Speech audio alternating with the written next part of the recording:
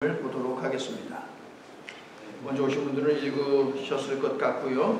오늘 주시는 하나님의 말씀은 요한계시록 10장 말씀이 되겠습니다. 1절부터 10절인데 앞에 보시면 핵심적인 구절을 뽑아 놓았습니다. 제가 노란 색깔, 여러분이 하얀 색깔. 내가 또 보니 힘센 다른 천사가 구름을 입고 하늘에서 내려오는데 그 머리 위에 무지개가 있고 그 얼굴은 해 같고 그 발은 불기둥 같으며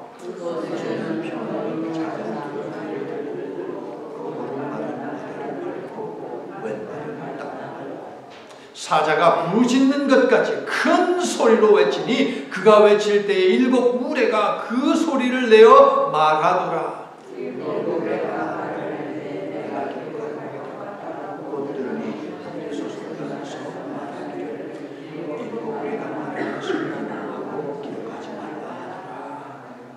자, 8절로 넘어갑니다. 하늘에서 나서 내게 들리던 음성이 또 내게 말하여 이르되 내가 가서 바다와 땅을 밟고 서 있는 천사의 손에 펴 놓인 두루마리를 가지라 하기로. 여러분이 10절 내가 천사의 손에서 작은 두루마리를 갖다 먹어버리니 내 집에는 끝까지 다나 먹인 위에 내 배에서는 쓰게되더라. 11절 함께 시작. 그가 내게 말하기를 내가 많은 백성과 나라와 방언과 임금에게 다시 예언하여야 하리라 하더라. 아멘. 여러분 드라마를 보십니까? 요즘에는 어떤 드라마가 재미있습니까, 여러분? 드라마를 보다 보면 재밌게 막 집중하면서 막 보고 있는데 끝날 때 꼭 중요한 순간에 끝나지 않습니까? 중요한 순간에 꼭 끝나면 우리가 하는 말이죠. 아이, 저 방송국 놈들 하면서 재밌을 때 끊는다고. 또 세월이 바뀌어서 그런지 드라마를 하다가 중간중간 선전을 하는 경우도 있습니다.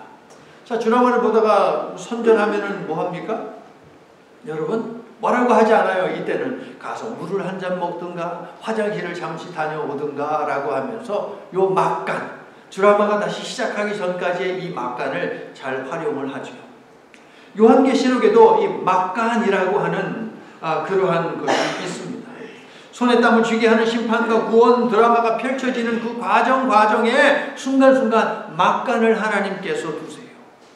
하나님의 심판이 기록된 두루마리를 펼치기 위해 어린 양 예수께서 거침없이 7개의 인을 떼시는데 흰 말, 붉은 말, 검은 말, 청황색 말이 막 나와가지고 이어이어 등장하여 심판을 퍼부었습니다. 이어서 5번째 인이 떼어지는데 심판이 있는 것이 아니라 순교자들이 부르짖는 소리가 있었습니다. 하나님께서 그들의 호소에 귀를 기울이시고 답을 주시는 동안 잠시 심판이 멈췄습니다. 그 막간의 시간에 하나님께서는 순교자들, 즉 믿음을 가지고서 신앙을 지키기 위해서 애쓰는 그 사람들에게 위로를 주십니다. 그 반대로 믿지 아니하고 믿는 자들을 받게 하는 자들에게는 돌이킬 수 있는 기회를 주시는 시간이 바로 그 막간입니다. 자, 6번째 인이 떼어졌습니다. 첫 4개의 인 재앙보다 더 무서운 우주적 대재앙이 임하게 됩니다. 자, 이제 남은 7번째 그 인이 남아 있습니다. 그렇기 때문에 심판에 대한 공포는 더욱 증폭될 수밖에 없습니다. 곧장 7번째 인이 떼어졌느냐? 그렇지 않습니다. 막간의 시간이 있었습니다. 이마에 하나님께서 인을 쳐주신 그 사람들을 위해 공포를 물리쳐 주시고 위로와 소망의 이야기를 들려주시면서 그들의 밝은 미래와 그들의 밝은 운명에 대해서 먼저 이야기를 해 주십니다. 7번째 인이 떼지기 전에 말입니다.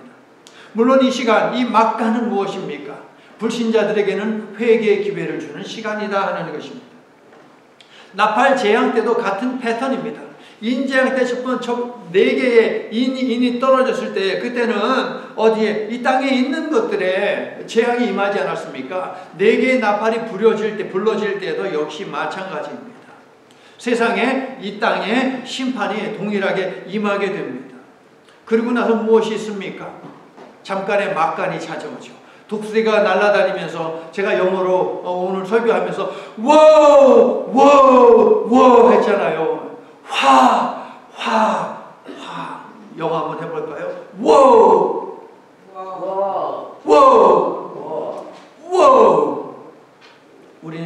한참 높여가지고 그리스어로 한번 해볼게요. Why? Why? 한 번 더. Why? 예, 잘하셨어요. 잘하셨어요. 히브리어로도 한번 해볼까요? 오이! 오이! 오이! 이렇게 화 하면서 독수리가 외쳤는데 뭡니까? 회개를 촉구하는 거예요. 빨리 회개해라. 이제 남은 3개의 재앙이 남아있는데 더 이상 기회가 없다. 이 3개의 재앙은 정말 무서운 재앙이야 라고 하면서 독수리가 회개하라고 촉구하는 거예요.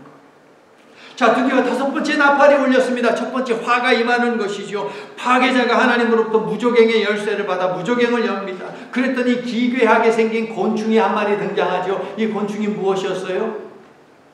옛날에 시골에 살던 사람들은 이거 많이 구워 먹었는데 후라판에 확 넣어가지고 메뚜기가 등장하는데 우리가 생각하는 그 메뚜기가 아니었죠. 참 희한하게 생긴 메뚜기였고 그 꼬리에 힘이 있었어요. 꼬리에 무엇이 있었어요? 아주 빼쭉한 거 있어가지고 그걸로 사람들이 찔리면서 고문을 하는 거예요.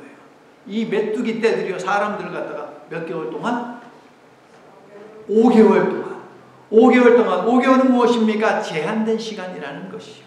이 고난이 영원하지 않다는 것이죠. 그 다음이 있다는 거예요. 또 5개월 동안 찔리기만 하고 죽지는 않아요. 죽고 싶어도 너무 고통스러워서 죽고 싶어도 죽지 못해요. 그 5개월이라는 거예요. 그럼 그 5개월이 끝나면은 뭡니까? 그 가운데서 회개하지 않으면 그때는 죽는다. 그때는 죽는다라고 하는 것을 알려주는 것이지요. 하지만 9장 4절을 보니까 이마에 하나님의 인침을 받은 자들은 이 고통을 고문을 당하지 않는다라고 되어 있습니다. 저와 여러분은 어린 양 보혈로 인침을 받았으니 다행이고 감사한 것 아닙니까, 여러분?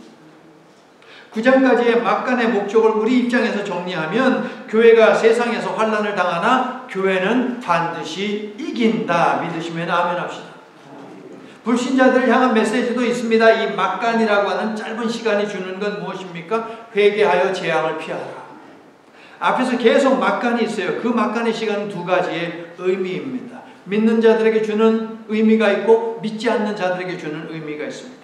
자, 이제 하나의 나팔만 남았습니다. 이제 본문으로 들어오는 거예요. 하나의 나팔이 남았습니다. 지금까지 심판보다 더 무서운 심판이 남아있는 것입니다. 자, 6번째 인이 떼어지고 마지막 7번째 인이 떼어지기 전에 막간이 있지 않았습니까? 그러면서 하나님이 이마에 인친 사람 14만 4천 명 그리고 허다한 무리들, 하늘의 허다한 무리들을 보여주지 않았습니까? 마찬가지예요. 6개의 나팔이 부러졌는데 7개의 나팔이 불기 전에 하나님께서는 또 막간을 또 주세요. 짧은 시간을 주십니다. 그런데 이번은 좀 더 길어요. 이 맞게 짧은 시간이 길어요. 10장에서 하나님은 하나의 환상을 보여주시고 오늘 보면 또 11장에서도 하나의 환상을 보여주시는데 10장에서는 작은 두루마리를 보여주시고 11장에서는 두 증인들을 하나님이 보여주십니다. 자, 뭔가 보여주실 때는 분명 목적이 있겠죠. 괜히 하나님이 심심해서 보여주는 건 아니잖아요. 뭔가 분명한 이유가 있다는 거예요. 10장과 11장의 막간은 환난 가운데에서도 끝까지 감당해야 하는 교회의 복음 증거 사명을 강조하는 것이 목적입니다. 자, 한번 따라해 볼게요. 교회의 복음 증거 사명. 교회의 복음 증거 사명. 잘하셨어요. 교회의 사명에 관한 것이에요. 교회의 사명은 뭡니까? 복음을 증거하는 거잖아요. 이것을 강조하는 것이 10장과 11장이에요. 지금 고난의 한 복판에서, 재앙의 한 복판에서 하나님께서는 교회에게 말씀하시는 거예요. 너희들에게 복음을 증거할 사명이 있는 것을 잊지 말아라 라고. 그게 바로 10장과 11장의 핵심적인 내용입니다. 자, 이것을 머릿속에 여러분 담아두세요. 자, 9장의 마지막 부분은 그 무서운 심판에도 회개하지 않는 세상을 고발하고 있습니다. 9장 마지막 부분을 보면 회개하지 않았다라고 되어 있지 않습니까? 그런데 하나님께서는 10장과 11장을 통해서 회개해야 하는 세상에, 그러나 회개하지 않는 그 세상에 복음을 전해야 하는 교회의 사명을 끝까지 감당하라고 10장 두루마리 환상과 그리고 11장 두 증인들 환상을 보여주셨다는 거예요. 성도 여러분, 그러므로 우리는 10장과 11장을 읽을 때에 교회와 성도의 사명을 기억하면서 읽어야 하는데요. 개인의 삶과 상황과 여건에 상관없이, 개인적인 상태와 사정과 상관없이 우리는 복음 증거를 하며 살아야 하는 사명자들이다 라는 사실을 잊지 마시기를 바랍니다. 자, 전체적인 그림을 그려드렸으니까 이제 구체적으로 내용으로 우리가 한번 들어가 보자고요. 자, 여섯째 나팔 재앙 후에 누가 등장을 합니까? 1절 보니까 힘센 천사가 등장을 합니다. 어디에서? 하늘에서 구름과 함께 내려왔다라고 되어 있어. 어디로 내려왔을까요? 땅으로 내려왔겠죠. 당연히. 그러네요. 그동안 요한은 어디에 있었어요? 하늘에서 환상을 보았잖아요. 하늘에서 환상을 보았는데 어느덧 요한은 땅에 내려왔다라는 것을 우리가 봐야 됩니다. 땅에 내려왔습니다. 하늘에서 정말 그 황홀한 체험을 했습니다. 그리고 지속적으로 그 황홀경에 빠져들며 살기를 원했겠지요. 변화산에서 제자들이 경험했던 것처럼. 거기에 살고 싶었을 것입니다. 그런데 하나님은 아니야. 네가 있을 곳은 여기가 아니야. 내려가야 돼. 무엇을 위해서? 교회의 사명. 교회 복음 증거의 그 사명을 위해서 너는 내려가야 한다라는 것을 우리는 여기에서 눈치챌 수 있습니다. 자, 힘센 천사의 모습을 볼까요? 머리에는 무엇이 있습니까? 무지개. 그의 얼굴은 뭐 같아요? 해. 그의 발은요? 불기둥. 세 가지 모두 어디에 속해 있습니까? 하늘에 속해 있습니다. 그런데 하나님의 구원 약속인 무지개는 본래 어떤 의미라고 제가 알려드렸습니까? 전쟁에 사용되는 무기인 활. 본래는 그 보우라고 하는 레인보우라고 하지 않습니까? 레인보우 활을 갖다가 이야기하는 거예요. 전쟁의 무기. 왜 전쟁의 무기를 갖다가 요 위에다가 딱 하고 이 천사가 힘센 천사가 나타났을까? 하나님께서 공격적으로 구원을 이루실 것임을 느끼게 합니다. 하나님이 노아 홍수 때 물로는 더 이상 심판을 하지 않겠다라고 하면서 다음 심판은 불이다라고 하는 것을 예고하셨는데 이 천사의 발은 무엇과 같다? 불기둥. 야, 무서운 강력한 하나님의 전쟁과도 같은 그런 심판이 임하겠구나라고 하는 것을 이 천사는 느끼게 합니다. 이 힘센 천사에 대한 여러 주장들이 있어요. 그런데 성경에서 얘기하지 않잖아요. 이 힘센 천사가 누군지 얘기하지 않잖아요. 그럼 우리가 알 필요가 있다 없다? 알 필요 없다 하는 거예요. 하나님이 구체적으로 알려주지 않으면 굳이 알 필요가 없어요. 중요한 건 뭐예요? 이 천사가 무엇을 하느냐라는 것이 중요하죠. 무엇을 하느냐. 10장은요, 이 천사가 누구인가에 중점을 두지 않습니다. 10장을 읽어보면 그의 손에 펼쳐져 있는 두루마리에 집중을 하고 있습니다. 그러므로 그 두루마리가 무엇이냐라는 것을 아는 것이 중요하겠죠. 자, 5장을 보면 두루마리가 있고요. 5장에 힘 있는 천사가 거기에도 등장을 합니다. 아마도 본문의 힘센 천사는 5장에 등장하였던 그 천사일 것이고 10장에 등장하는 이 두루마리는 5장에 등장하였던 하나님의 보좌 그 오른편에 하나님의 오른손에 쥐어져 있었던 그 두루마리일 것이다 라는 것을 우리가 생각해 볼 수 있어요. 그것이 맞을 것입니다. 그런데 5장에서는 이 두루마리가 펼쳐졌어요? 안 펼쳐졌어요? 5장에서는 안 펼쳐졌어요. 그런데 10장에서는 이미 펼쳐져서 여러 재앙들의 심판이 이 땅에 임했고요. 나머지 심판을 이제 하실 그 책이에요. 지금 두루마리가.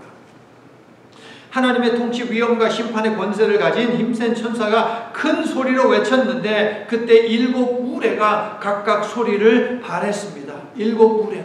자, 천둥 소리 어때요, 여러분? 천둥 소리가 어떻게 납니까? 우르릉 쾅 하고 소리 나잖아요. 그런데 여기서 천사가 말할 때 난 우르르 쾅 소리가 아니에요. 뭔가 말을 했어요. 뭔가 말을 했어요. 그래가지고 사도 요한이 어떻게 했어요? 얼른 받아 적으려고 했잖아요. 우르릉 쾅이 아니고 뭔가 정말 우레와 같은 그 소리가 막 들렸어요. 1번, 2번, 3번, 7번 울렸어요. 그것을 듣고 세례요한이 얼른 적으려고 하니까 4절 보니까 뭐라고 해요? 기록하지 말고 인봉하라 라고 합니다. 왜 기록하지 말라고 하시는 것입니까? 하나님이 다 보여주고 들려줬으면 그거 기억해가지고 전하라는 거잖아요. 뭐 얼른 받아 적어야지. 왜 기록하지 말라고 했을까요? 힘센 천사가 하늘을 향해 오른손을 들어 선포한 6절 7절 말씀 속에서 답을 하나 우리가 얻을 수 있어요. 천사는요, 선지자들을 통해 말씀하신 하나님의 비밀이 이루어질 때가 더 이상 지체되지 않을 것이다 라고 했습니다. 그러므로 곧 이루실 일이기 때문에 기록할 필요가 없다는 거예요. 이제 곧 이 일을 하신다. 그러므로 기록할 필요가 없다는 거예요. 또한 8절, 9절, 10절을 보면 사도 요한에게 작은 두루마리를 주어 어떻게 하십니까? 먹게 만들잖아요. 무슨 이야기예요? 요한에게 이제 주실 것이기 때문에 기록할 필요가 없다는 거예요. 내가 너에게 주겠어. 그러니까 기록하지 말라 라고 이렇게 말씀하신 것일 수도 있어요. 어떤 이유인지 정확하지는 않고 굳이 알려고 할 필요도 없습니다. 필요하면 우리 하나님이 당연히 알려주시지요. 맞지요, 여러분? 그러나 요한계시록을 주신 목적만큼은 아주 선명하게 드러내 주셨습니다. 어떤 목적입니까? 고난 때문에 절망스러운 시간을 보내고 있는 성도들을 향해서 고난은 있지만 절망은 없다라고 하는 이 사실을 알려주기 위해서 요한계시록을 하나님이 주셨어요. 고난은 있지만 성도의 삶에 고난은 있지만, 고난이라고 하는 것은 모든 사람이 경험을 하는 것이지만 적어도 성도에게는 절망은 없다라는 거예요. 왜 성도에게 절망은 없습니까? 성도의 미래는 예수님의 손에 달려 있기 때문에 믿습니까? 이것을 요한계시록이 이야기를 하고 있습니다. 그러므로 고난을 이기라. 이것이 바로 요한계시록이 우리에게 촉구하고 있는 것이에요. 다시, 성도도 일반 사람과 동일하게 고난이 있고 그러나 절망한 필요는 없어. 왜? 예수 그리스도께서 성도들의 미래를 책임질 것이기 때문에, 그리고 예수 그리스도께서 이기게 하실 것이기 때문에 여러분 믿습니까? 이것이 바로 요한계시록을 주신 목적인데, 여러분의 현재와 미래 모두 예수님의 손에 있음을 믿고 시련과 역경에 짓눌리지 말고 이기시기를 예수 그리스도의 이름으로 간절히 축원합니다. 이처럼 요한계시록을 주신 목적은 아주 선명합니다. 그러나 이 책에는 여러 상징적인 것들이 있어서 그로 인해서 해석에 난해함을 갖는 것은 틀림이 없습니다. 하지만 성도 여러분 잘 들으시기를 바랍니다. 하나님은 우리가 알아야 할 만큼 혹은 알 수 있는 만큼 알려주셨고 그것만으로 충분하다는 것입니다. 아멘이세요?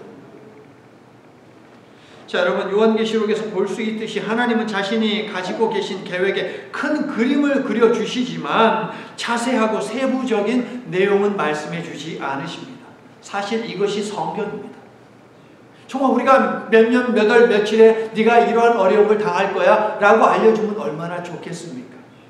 하지만 네가 몇 년, 몇 월, 며칠, 몇 시에 이 문제에서 이러한 방법으로 벗어나게 될 거야 알려주면 얼마나 좋겠어요? 그런데 성경은 큰 그림은 그려줘요. 성도에게는 고난이 있으나 절망은 없고 예수 그리스도께서 성도의 미래를 책임져 주시니 너는 이기며 살아라 라고 하는 이 메시지는 아주 선명해요. 성경은 우리에게 절대적으로 필요한 항해 지도입니다. 여러분, 그 망망대해를 항해하는 것이 쉽습니까, 여러분?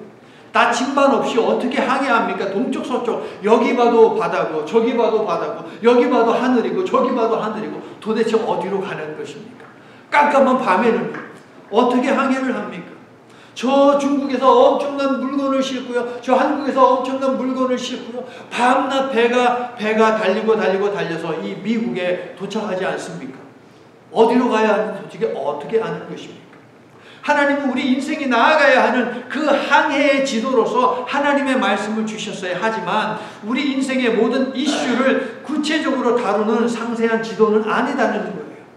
항해 지대에 보면 여기에 뭐가 있고 여기에 뭐가 있고 여기에 뭐가 있고 어떻게 피해가고 이런 것은 없다는 거예요. 그래서 신앙이라고 하는 것은 무엇이냐? 하나님이 마련하신 여백을 우리의 믿음으로 채워나가는 여정, 이게 바로 우리 인생의 항해예요. 구체적인 항해 일정표나 지도를 몰라도 우리가 항해하는 배의 선장이 어떤 분이신지를 분명히 알면 되는 것이고 사실 그것이 가장 중요한 것 아닙니까? 여러분 믿습니까? 아브라함의 경우처럼 어쩌면 우리는 앞길을 알지 못한 채 앞으로 나아가고 있습니다. 이러한 만만치 않은 항해에 절대적으로 필요한 것은 무엇이냐? 선장 되시는 예수 그리스도를 굳게 믿는 믿음이더라라는 것입니다. 여러분, 우리는 생의 길목마다 만나게 될 모든 일과 사건을 알지 못합니다. 그러나 하나님께서 사랑하시는 성도 여러분, 우리 인생의 길목마다 함께 하시는 분이 길이요 진리요 생명이 되시는 분이시다라는 이 사실을 알면 되는 것 아닙니까? 여러분 아멘이세요? 고난이나 불청력 때문에 고단하고 힘들 때 이해할 수 없는 부분들을 믿음으로 잘 채우며 견디며 이겨내며 항해를 잘 마치고 저 소망의 나라에 우리 모두 함께 이르게 되기를 예수 그리스도의 이름으로 간절히 축원합니다. 자, 힘센 천사의 말로 돌아가세요. 6절 끝부분을 보세요. 지체하지 아니하리니. 이 말씀이 여러분에게 필요합니까? 이 말씀에 아멘 하시기 바랍니다. 지체하지 아니하리니.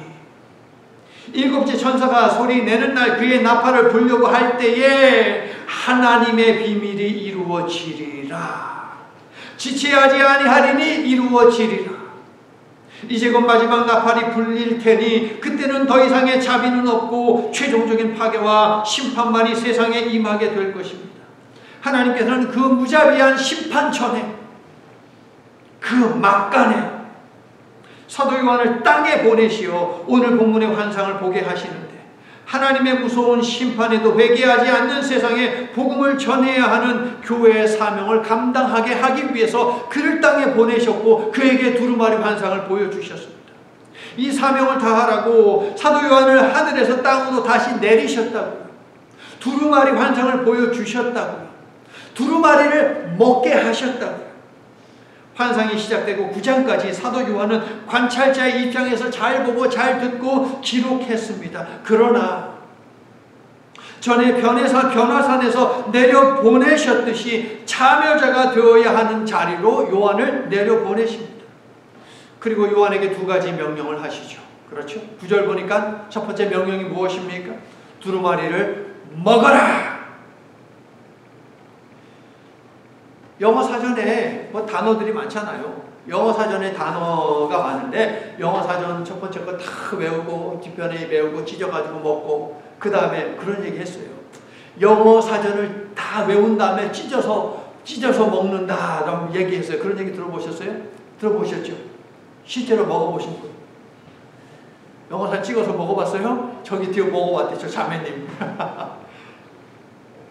다 먹었어요? 다 안 먹어서 앰뷸런스에 안 실려간 거예요. 그거 다 먹었으면 앰뷸런스에 실려가는 거예요. 염소도 아니고 사람이 종이를 왜 먹습니까? 염소도 아니고. 나이 먹으면 해가지고 실려갑니다, 여러분. 자, 그 말은 뭡니까? 그만큼 영어 공부에 정말 열정을 불태운다라는 그런 차원에서 찢어서 먹고 한다는 것이지 진짜 먹으면 안 돼요. 하나님의 비밀이 기록된 책을 갖다 먹게 하시는 것, 이게 뭡니까? 하나님의 비밀이 기록된 책을 갖다 먹는다. 실제로 그 먹는 거 성경책 이걸 찢어가지고 다 먹으라는 거예요? 그거 아니죠. 복음 전파 사명을 감당하게 할 준비를 시키는 것이지요. 사도 요한은 곧장 천사에게 두루마리를 달라고 하여 그것을 먹습니다. 천사는 두루마리를 주면서 이야기합니다. 내 배에는 쓰나 내 입에는 달 것이다. 받아서 먹었어요. 그랬더니 어때요? 천사의 말대로 야, 입에는 달달한데 이게 들어가니까 막 쓰라리고 아주 고통스럽고 미치겠는 것이지요. 신앙 때문에 박해받는 상황에서 전해진 입에는 달고 배에는 쓰다는 천사의 말은 무엇입니까? 성경은 듣고 묵상할 때는 달콤하지만 말씀을 살아내고 전할 때는 쓰디쓴 고통을 가져다 준다는 그런 의미입니다. 읽을 때는 좋은 말씀 얼마나 많습니까? 달달하지요. 그런데 이 말씀대로 살라고 하면 그러면 쓰라린 것이에요. 이 말씀대로 살려고, 말씀을 달달하게 먹고 살려고, 기쁨으로 살려고 애쓰는데 내가 가지고 있는 이 믿음 때문에 나를 막 박해하고 비난해요. 그러면 더더욱이 신앙의 삶을 사는 것이 힘들고 어렵지요. 쓰디쓰지요. 결국 신앙의 길은 달콤함과 쓰라림, 기쁨과 부담이 연속되는 길인 것입니다. 다시 항해의 비대면 무엇입니까? 바람이 잔잔하며 평화롭게 항해할 때도 있고 거센 바람 때문에 두려움 가운데 갈팡질팡하며 항해를 할 때도 있더라라는 거예요.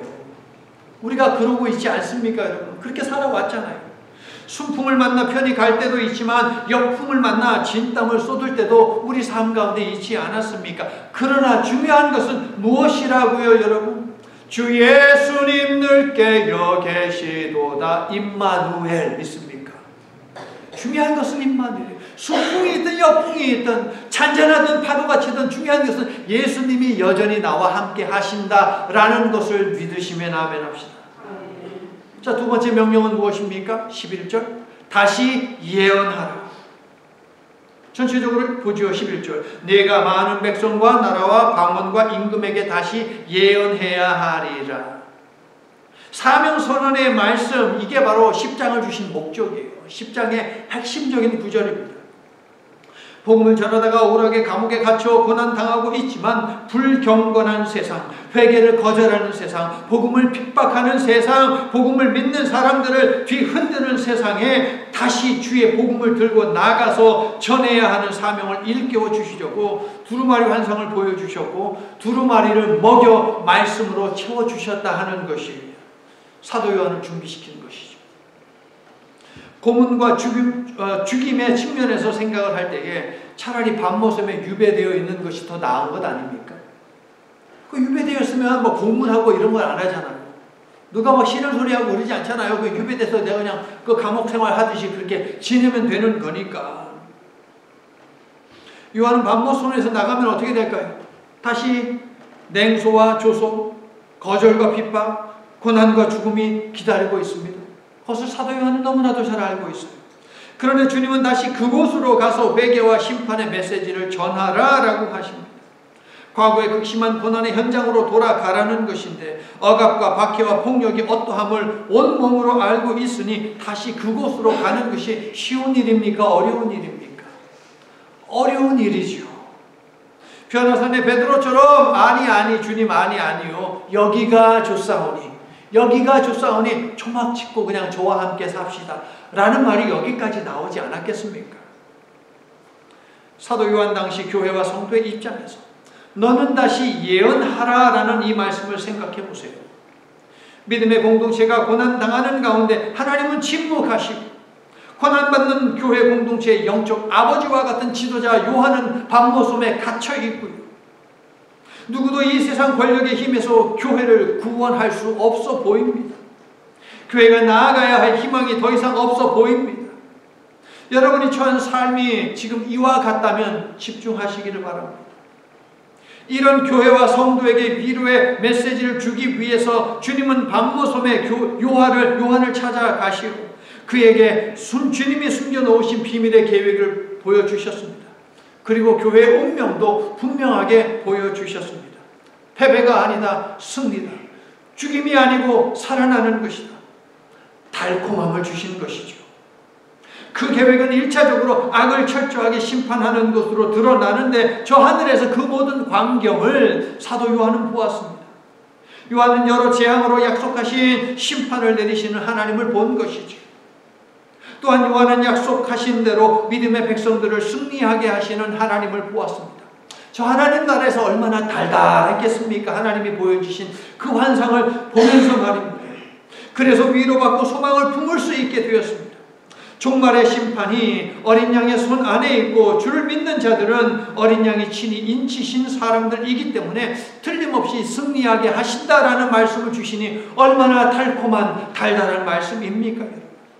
새 출애굽의 은혜가 모든 믿는 자들에게 임하게 되는 달콤함을 사도 요한은 보았던 것입니다. 그런데요, 이 약속을 가진 성도가 해야 하는 쓰디쓴 일이 있다는 것입니다. 다시 예언하는 것입니다. 다시 고난의 한복판으로 십자가를 지고 다시 가야 하는 것입니다. 맞아 죽을 각오, 창에 찔려 죽을 각오, 칼에 내침 당할 그런 각오를 하고 가야 한다는 것이에요. 복음을 전하러 하나님이 요한에게 환상을 보여주신 이유이고요. 우리에게 하나님의 약속, 구원 약속을 담은 성경을 주신 이유입니다. 그러나 나를 멸시하고 조롱하고 때리고 감옥에 가둔 자들, 자신의 동료들을 몽둥이, 돌, 칼, 톱, 십자가 등으로 죽인 자들입니다. 나도 그렇게 만들 자들입니다. 이런 자들에게 구원과 생명의 복음을 전하는 것이 쉬운 일입니까? 어렵죠. 요나와 같은 마음이 생기지 않겠습니까? 아시리아예요? 라고 말입니다. 그러므로 내가 다시 예언하라라는 이 명령은 무엇이냐? 다시 사랑해라 라는 명령이에요. 생각만 해도 이가 득득 갈리는 원수들인데요. 용서가 있지 않는 한 원수들에게 구원과 영생의 복음을 전하는 일은 불가능합니다. 그 사랑을 회복하라는 것입니다.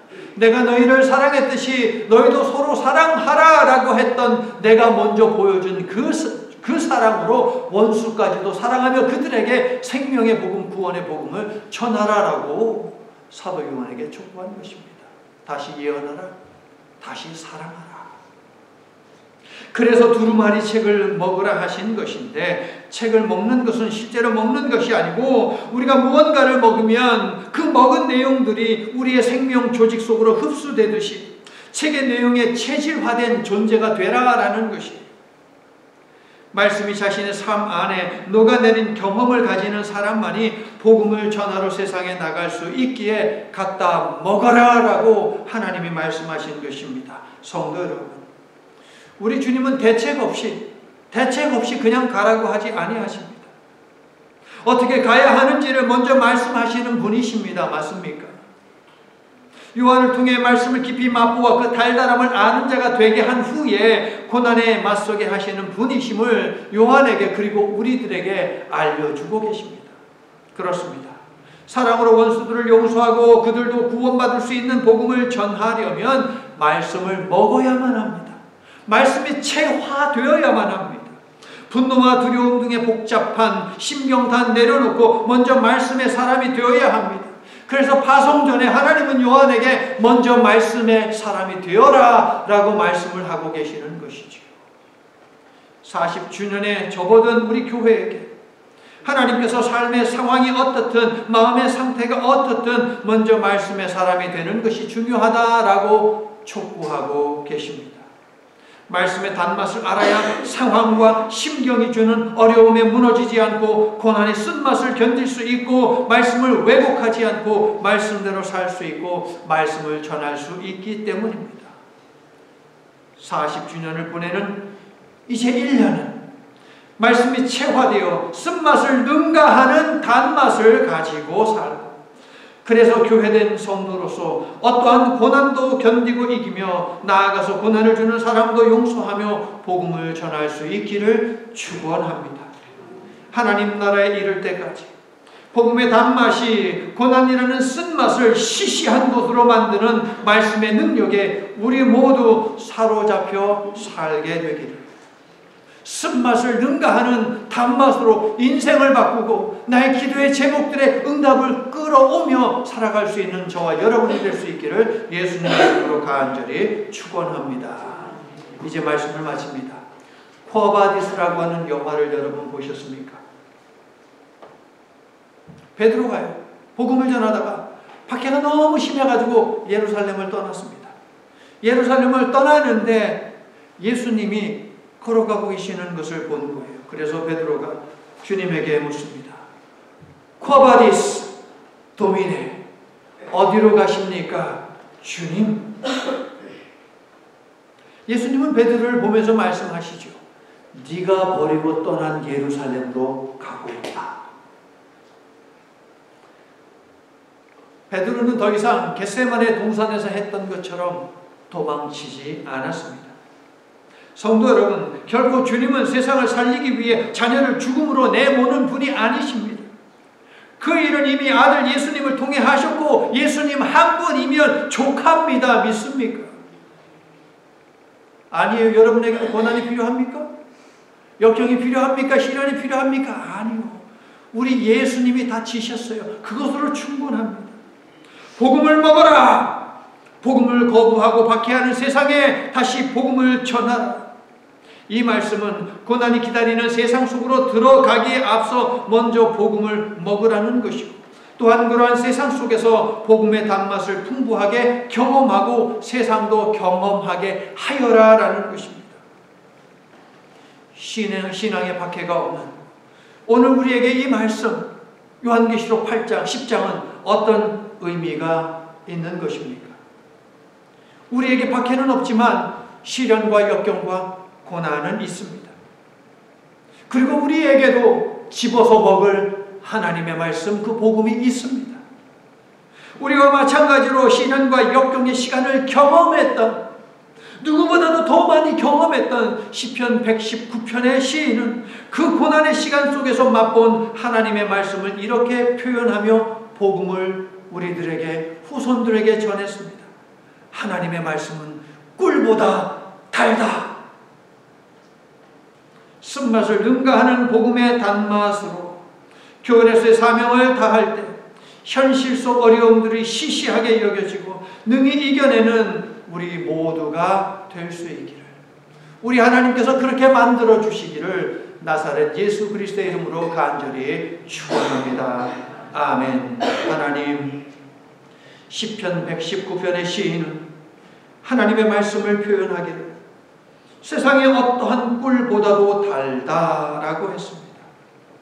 그리고 그 이유로 하나님의 말씀은 완전하여 영혼을 되돌리고 확실하여 우둔한 자를 지혜롭게 하며 정직하여 마음을 기쁘게 하고 순결하여 눈을 밝게 하고 정결하여 영혼까지 이루고 진실하여 다 의롭게 하기 때문이다 라고 했는데, 우리도 세상의 어떤 꿀보다도 단 그 맛을 말씀을 통해 체험하여 주의 확실한 약속의 말씀으로 기뻐하게 하여 주시옵소서. 그래서 어떠한 쓴맛의 현실도 이겨내도록 은혜 내려 주시옵소서. 예수님 이름으로 기도드립니다. 아멘. 내적으로 솟아오르는 기쁨으로 외부에서 오는 핍박을 정복하도록 복음을 허락하신 하나님 아버지의 그 크신 사랑과 부활과 영생의 소망을 주시어 경험한 그 복음의 단맛으로 세상의 모든 쓴맛을 이기게 하시는 성자 예수 그리스도의 은혜와 복음과 함께하는 고난이라면 그 고난은 하나님 말씀의 단맛이 밴 고난임을 깨닫게 하시고 쓴맛을 능가하는 그 단맛으로 고난을 이기도록 도우시는 성령님의 내주 임재 충만 역사하시며 어떠한 어려움 속에 있든 복음을 전해야 하는 교회의 사명을 가진 성도임을 잊지 않을 것임을 결단한 하나님의 자녀들 위해 저들이 경험하고 있는 그리고 경험하게 될 고난이라는 쓰디쓴 현실 위에 그리고 그 현실을 넘어서게 할 저들의 믿음 위에 이제부터 영원토록 함께해 주시옵기를 간절히 축원하옵나이다. 아멘.